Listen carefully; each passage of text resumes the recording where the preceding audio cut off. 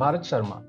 He is presently working with PTC India Limited as an Assistant Vice President in Marketing. He has more than 15 years of experience in power trading and has expertise in understanding of the Indian power sector, thermal power projects, and cross-border electricity market. He also has professional experience in the areas of cross-border market regulations and policy matters, electricity markets, cross-border power trade, thermal PPAs, and commercial matters, legal and tendering. Mr. Bharat will speak upon Indian power plants' capacity, performance, and impact on power market. So delegates, let's welcome Mr. Bharat Sharma.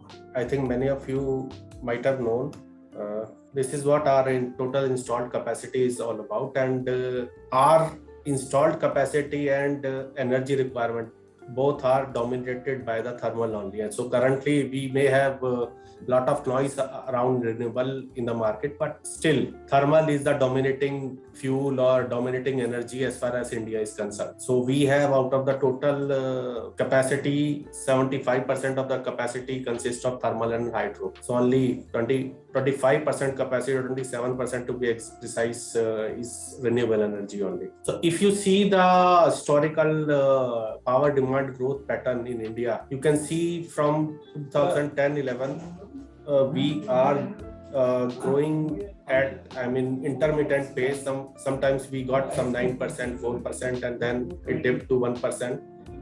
But if you see from 2019-20, the both are dull years as far as growth is concerned. That primarily due to COVID years, and that entire growth has come in 21-22. So this growth has come, and the issue currently with the power market is we have that growth, but we don't have that capacity, or that capacity has not come in previous few years, which can supply that much of power to cater this growth. So this growth of 8-7% is quite high, and we are expecting that it will continue for few more years. So demand and supply, as far as, if you can see, peak demand has increased around 7%, and energy demand has gone up by 8%. But if you can see the thermal capacity, that has not gone up vis-a-vis previous year, March.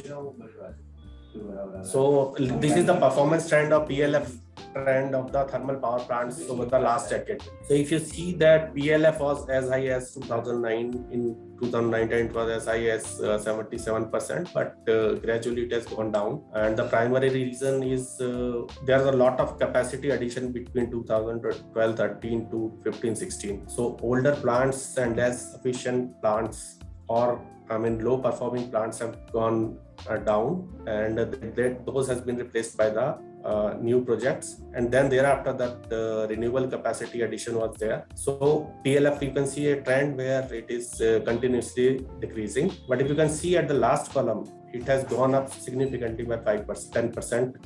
Total 5%, but performance wise it has gone up by 10% from 2021 and 21-22. So this is what the present crisis is. We are able to generate a lot of additional electricity, but then our thermal plants, many of those have gone old, and the new capacity addition is not there. So if you see now that the challenges also highlighted by Mr. Prasad regarding that inclusion of renewable energy. So solar, if you see that graph, predominantly from around 7 a.m. to 3-4 p.m. the solar generation is quite high, and because of which thermal generation has to be ramped down, which is one of the challenges for the thermal power generation. Going ahead, we see this as the biggest challenge for the thermal generators. Supply, as far as supply side status is there, you can see that there's hardly any growth in the previous 3 years, but this year there is a huge growth, and that also all generators and all renewable, thermal generators are going their full throttle to increase their generation. If you can see that yellow line, that steep line, that is generation, that is going up, but still we are not able to meet up the entire demand.